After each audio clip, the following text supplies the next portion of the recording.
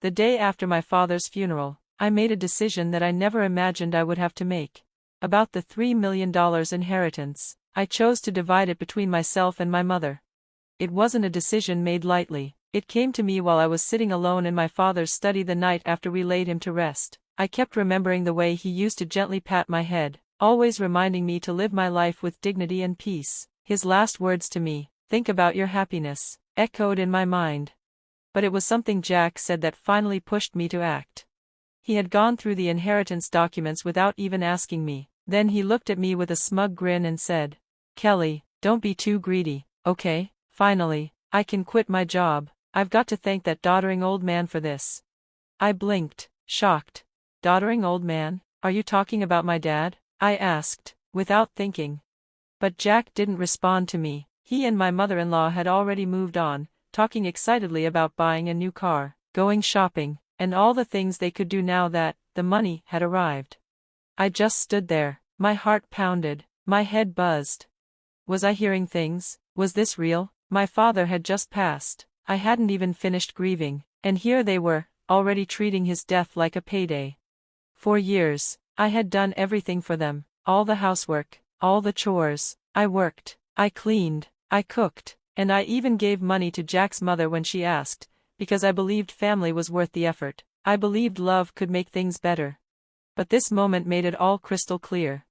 They didn't respect me, they didn't care about my father, they didn't even care that I was hurting. Still, I swallowed my anger. I forced a smile and said calmly, "Sure, you can use the money however you and your mom want." That was the moment I stopped pretending.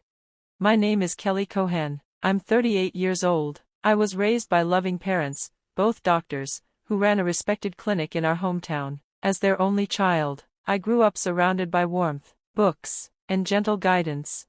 After graduating from the School of Pharmacy, I started working at a major pharmaceutical company. My parents had hoped I'd follow in their footsteps and become a doctor, but they supported my choice nonetheless. Then, 10 years ago, everything changed. My mom died in a sudden accident. My father and I were shattered. I thought I'd never laugh again. But Jack, my boyfriend at the time, was there. He comforted me, held me when I cried, sat with me in silence when words failed. 2 years later, Jack proposed. He was an ordinary office worker in the food and beverage industry. His salary wasn't much, and I earned more, but that didn't matter. I believed love was stronger than money. I believed we would build a happy life together. My father was so happy when I told him. "I've heard how Jack supported you," he said with tears in his eyes. "Thank you so much. Please continue to take care of her." And Jack, standing beside me, replied, "I will make her happy." I believed him. When we visited Jack's family to share the news, I met his mother for the first time. She was divorced, wore flashy makeup, and gave me a cold look. "Marriage, huh?" she said, scanning me. "She's older, isn't she? A bit plain for your type, Jack. Wouldn't a younger, prettier girl suit you better?" Before I could react, Jack quickly spoke up, not to defend me as a person, but to list my background. "She works at M Pharmaceuticals. Her father's a doctor and owns a clinic." His mother's expression changed instantly. "Oh, why didn't you say so before? That changes everything. Nice to meet you, Kelly." Something inside me shifted, but I smiled politely and thanked her. Right before our wedding, my father gifted me an apartment in a luxury building in New York. "This is my wedding gift to you," he said. I told Jack, "This apartment is from my dad, but it's our home now. Let's live here happily together." Jack was thrilled, and so we began our life together. But soon, reality hit me like a slow, creeping wave. Jack had lived with his parents his entire life. He didn't know how to cook. He didn't know how to use the washing machine. He left garbage around the house and didn't clean up after himself. He had no interest in learning or sharing responsibilities. In the beginning, I told myself it was fine. We were newlyweds, still adjusting, but over time, I became more and more exhausted. I was working full-time and doing everything at home. When I finally brought it up, Jack said, "I'm tired too. You're better at this stuff, so it's easier if you do it." Just like that, no apology, no discussion, just dismissal. Then there was his mother. For Mother's Day, I sent her a beautiful scarf and some flowers. She called me later to complain that the scarf wasn't from a luxury brand. "This is ridiculous," she said. "Don't send me such cheap stuff again." When I told Jack, he just said, "Just buy her what she wants." From then on, we gave her cash, just like she asked, and by our 5th year of marriage, she was regularly visiting and asking for money. Jack never refused. I tried to hold it together. I reminded myself that she had been kind to me in the beginning. During my hard times, she was still Jack's mother. But by the 8th year, I was drowning. Then came the call from my father. We hadn't spoken in a while. When I saw him, I barely recognized him. He looked thinner, weaker.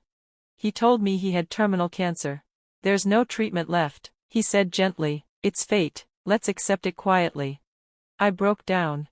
After that, I divided my days between work, house chores, and visits to the hospital. Jack didn't help at home. He didn't comfort me. He visited my father once and then went back to his usual life. One day at the hospital, my father asked me, "How is your marriage with Jack?" I didn't know what to say. I thought about the past 8 years, the indifference, the disrespect, the loneliness. My father held my hand and said, "Kelly, don't endure this. Think about your happiness. You won't have to worry about anything once I'm gone." 3 months later, he passed away. I was devastated, but I managed the funeral. Jack did nothing. He stood around, quiet and detached. Even so, I handled everything because that's who I am. Friends, colleagues, and relatives came to pay their respects. My father deserved a beautiful farewell, and I gave him that. But the very next day, Jack revealed who he truly was. That moment, when he called my father a doddering old man and talked about quitting his job, it changed everything. That was when I decided, I'm done. I'm not living like this anymore. I wasn't going to let them use my father's death to line their pockets. I wasn't going to keep sacrificing my happiness. Not anymore. After my father passed away, I received an unexpected call from a lawyer. He wanted to meet to discuss my father's estate. I didn't know what to expect, but I went to the meeting, sitting across the desk from the lawyer. I listened carefully as he explained everything. To my surprise, my father had left behind a fortune. After taxes were taken out, the total inheritance was over $3 million. He had worked as a doctor, but he had also been smart with money, investing in real estate and building up his assets over the years. And since I was his only daughter, everything was left to me. I felt overwhelmed. It was a strange mix of emotions, gratitude, sadness, and a little fear. I'd never handled that much money before. After the meeting, I returned home with a pile of documents. I laid them out on my desk, trying to read through everything, but the stress and exhaustion caught up with me. I ended up falling asleep on the couch. I woke up to voices in the distance, Jack and his mother. They were laughing and chatting like nothing had happened. "Huh, Jack, Mother, when did you get here?" I asked, still groggy and confused.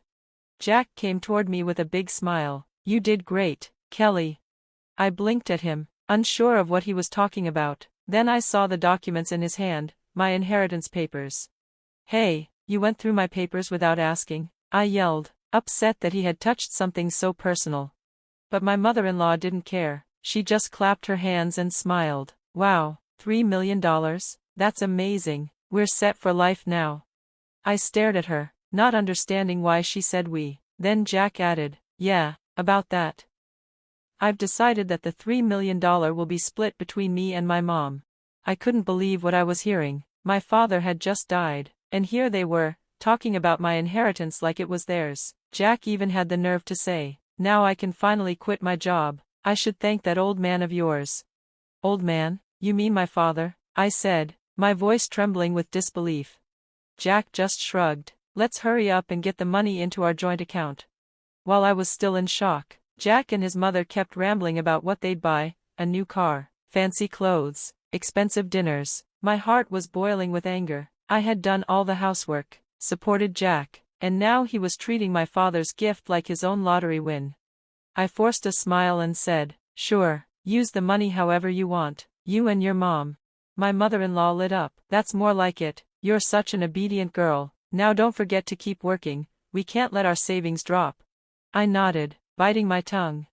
After that, Jack and his mother acted like they had hit the jackpot. Jack quit his job. My mother-in-law practically moved into our house. They went out every day and came back with bags full of luxury items. I was left to do all the chores, like some unpaid maid.